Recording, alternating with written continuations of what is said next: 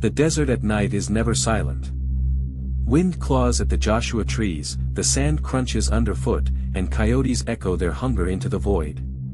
But on a summer evening in 1979, another sound cut through the Mojave darkness, one far more terrifying. It was the sound of a young woman screaming. Inside a drab, windowless van, her voice cracked against the metal walls. Every breath was jagged, every cry for help swallowed by the highway beyond. She pounded her fists on the locked door, her nails scraping until they split.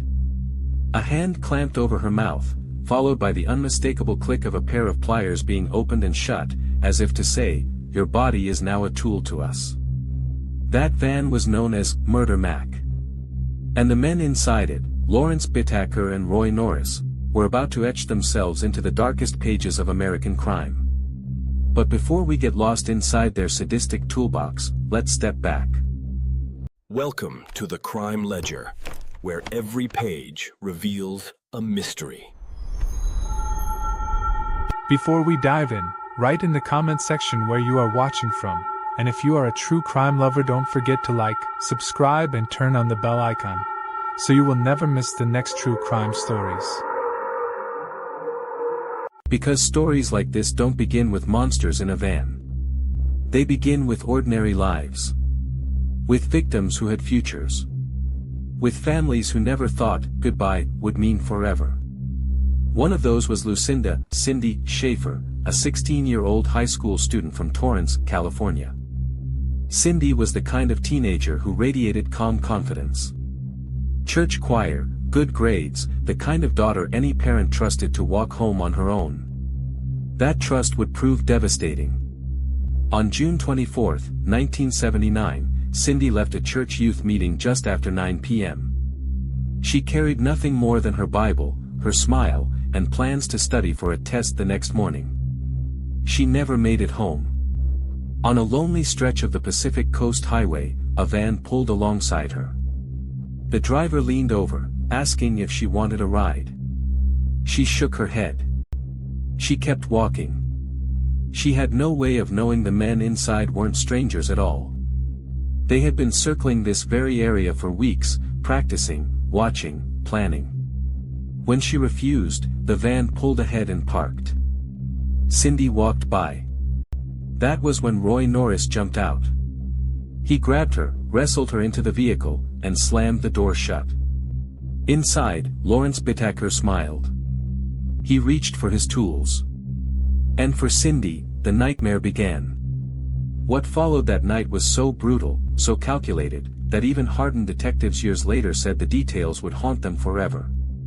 Bittaker and Norris had a pact: no witnesses, no survivors. But their crimes weren't just about murder. They were about sadism. About breaking their victims piece by piece with hammers, pliers, screwdrivers, and tape recorders that captured every scream.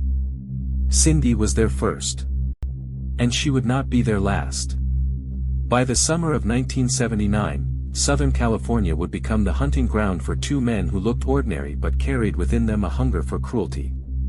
Young women vanished, families begged for answers, police were left with scraps of evidence that led nowhere. And all the while, the van kept rolling. The screams kept echoing. And the toolbox kept opening. The police didn't even know Cindy was gone until it was too late. By then, Bittaker and Norris had tasted blood, and once predators feed, they never stop. The highway glittered under the late July sun. Tourists snapped photos along the Pacific cliffs, surfers dragged boards to the waves, and somewhere in the background of normal life, a dented silver GMC van cruised slowly. The van looked harmless, an old delivery vehicle with no windows, a few dents, and a squeaky back door. To most, it blended into the California sprawl, one of 1,000 anonymous machines rolling up and down the coast. But inside sat Lawrence Bittaker, chain-smoking, eyes sharp, and Roy Norris, nervous but buzzing with anticipation. They called it Murder Mac. It wasn't just transportation. It was their mobile torture chamber. By now, the two men had tasted what they'd long fantasized about: the abduction, assault, and killing of Cindy Schaefer. But predators are never satisfied with one. Bittaker, the older of the two, was the strategist.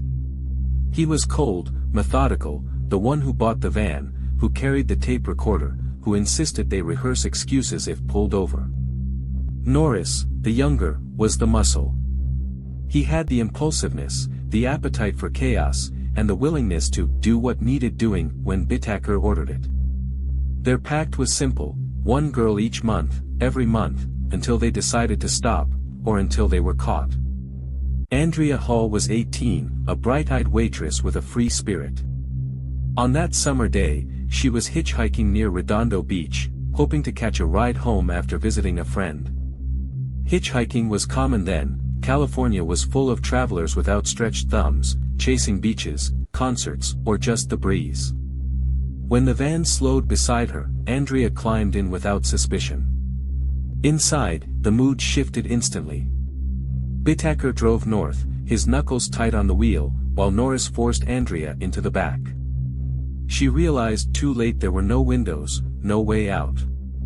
The hours that followed were an unspeakable blur of violence. Bittaker recorded parts of it on audio tape, forcing Andrea to describe what was happening to her as if narrating her own destruction. The tape would later become one of the most disturbing pieces of evidence ever submitted in a courtroom. When the men were finished, Andrea's life ended in the mountains above San Gabriel. Her body was dumped like discarded trash. After Andrea, their confidence grew. Each success fueled the next. By September, they prowled nearly every weekend, looking for opportunity. Gilliam, 15, and Jacqueline Lamp, 13. Snatched while waiting at a bus stop, they were tricked into the van, tied up, and held captive for nearly 2 days. Gilliam fought back hard, scratching, biting, screaming. Bittaker silenced her with an ice pick. Norris followed with a hammer. Shirley Ledford, 16. Perhaps the most infamous of all their victims. Picked up on Halloween night after leaving a party, she suffered for hours as Bittaker recorded her cries. The tape would later be described by a seasoned detective as hell on earth. Each victim was younger, more vulnerable.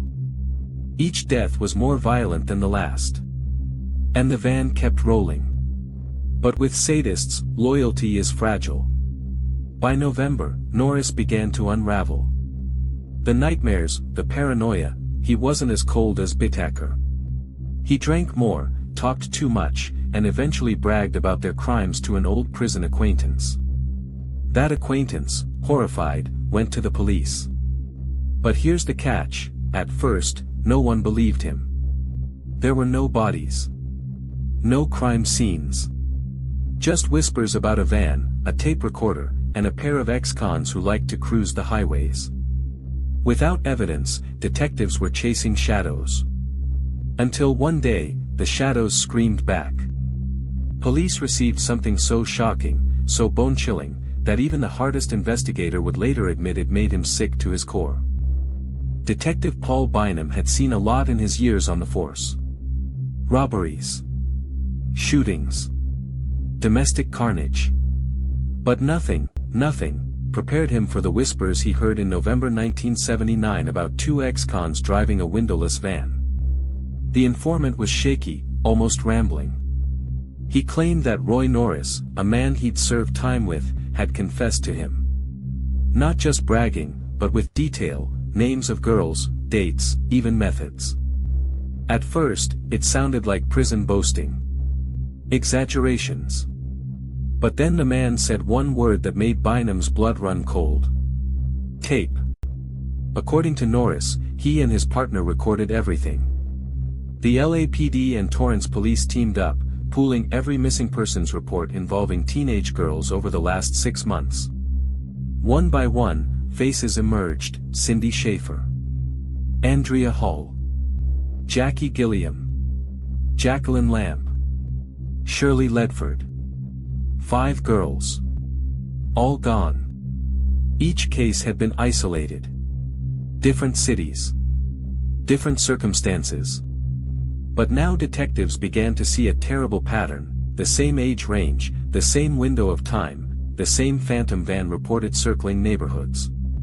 Still, without bodies, there was nothing to hold the men on. They needed something more than whispers. Detectives tailed Bittaker and Norris for days. They saw them shopping for alcohol, laughing at diners, cruising aimlessly as if hunting. To the untrained eye, they were just two middle-aged men wasting time. To detectives, they were wolves in daylight.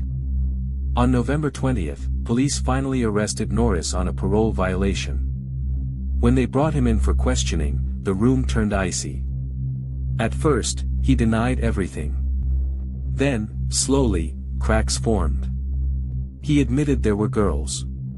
He admitted the van. And then, he admitted there were tapes.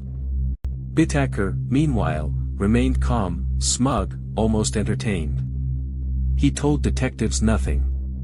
His eyes burned with a confidence that made officers furious.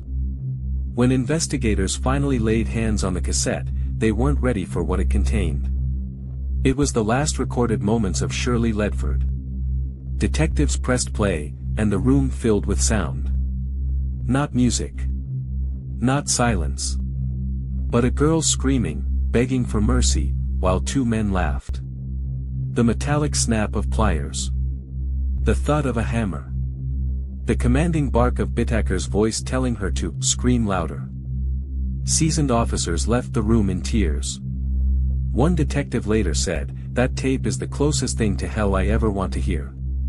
The tape was so disturbing that at trial, prosecutors played only a portion for the jury. Even then, jurors covered their ears, some sobbing openly. That single piece of evidence changed everything. Suddenly, the missing girls weren't runaways. They were victims of the most sadistic serial killers California had ever faced. With search warrants, detectives raided Bittaker's motel room and Norris's apartment. What they found froze them in place. Polaroid photos of screaming girls, bound and bloodied. Souvenirs, earrings, bits of clothing, trophies from the dead. And inside the van, the toolbox itself, pliers, sledgehammer, ice pick, duct tape, all crusted with the residue of horror. Every item matched Norris's confessions. Every tool was a weapon of sadism. And yet, the most chilling fact remained: not all the bodies were found. Some were lost forever in the canyons and deserts where the men dumped them. The killers were cornered. The case was building. But the question now was, would the justice system be enough to contain evil of this magnitude? As detectives closed in, Bittaker remained eerily calm, almost taunting. And when trial began, the world would hear words that forced even hardened jurors to beg the judge for mercy, not for the killers, but for themselves. The Los Angeles courthouse was heavy with tension in the summer of 1981. Every hallway echoed with whispers, "The Toolbox Killers."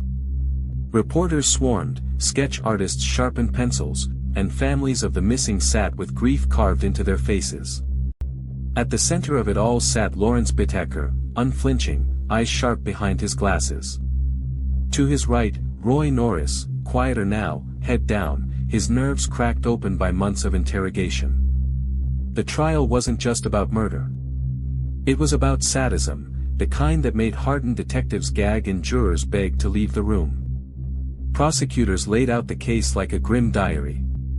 Cindy Schaefer, Andrea Hall, Gilliam, Jacqueline Lamp, Shirley Ledford.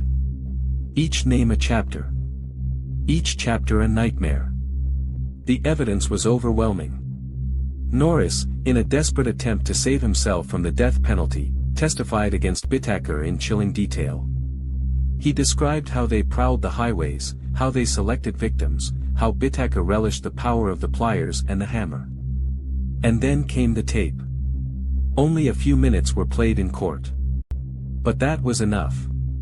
The cries of Shirley Ledford filled the room. Jurors pressed hands to their ears, some sobbing, some trembling. One juror would later tell reporters, "It was like listening to someone's soul being ripped out." On March 24, 1981, after weeks of testimony, the jury returned. Lawrence Bittaker was convicted on 29 counts of kidnapping, rape, sodomy, and murder. The words landed like hammer blows. The judge, his voice steady but heavy, called Bittaker's crimes a tale of pure sadism.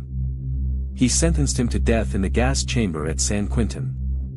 Norris, for his cooperation, received 45 years to life. Justice, in theory, was served. But for the families, the verdict did not bring their daughters back. And for the world, the scars of what was revealed would linger. Bittaker spent nearly 4 decades on death row, filing appeals, maintaining his smug silence. He died of natural causes in 2019, never facing the gas chamber he had been promised. Norris lived until 2020, dying of natural causes as well, having spent his life in prison. Neither man expressed true remorse. But their legacy remains, not just in police files, but in the nightmares of those who heard the tape, saw the photographs, or searched the mountains for remains that would never be found. The Toolbox Killers didn't just leave behind victims. They left behind a ledger of cruelty, a reminder that evil sometimes hides in the most ordinary faces, in vans that look like thousands of others, on highways we drive every day. And perhaps the most haunting question remains, how many more were there? Norris hinted at other attacks. Other girls. Ones never identified. Ones never reported missing. The desert is wide. The mountains are deep. Bones vanish, memories fade, but the possibility lingers that the true number of victims may never be known. As the credits of justice rolled, one truth stood above the rest: Bittaker and Norris weren't just killers. They were sadists who weaponized tools meant for building into instruments of destruction. And their story leaves us with one unbearable thought: if 2 men could do this in plain sight, on California highways, with a van anyone might mistake for a delivery truck, how many others are still out there, waiting, toolbox in hand? Evil leaves traces, in tapes, in tools, in scars that never heal. Tonight we opened one of the darkest ledgers in true crime history. But tell me, when you pass a van on the highway, do you ever wonder what's inside? This is the Crime Ledger. Until next time, stay safe, and stay vigilant. Thanks for Wackthing. Don't forget to like, share and subscribe for more true crime stories told like never before.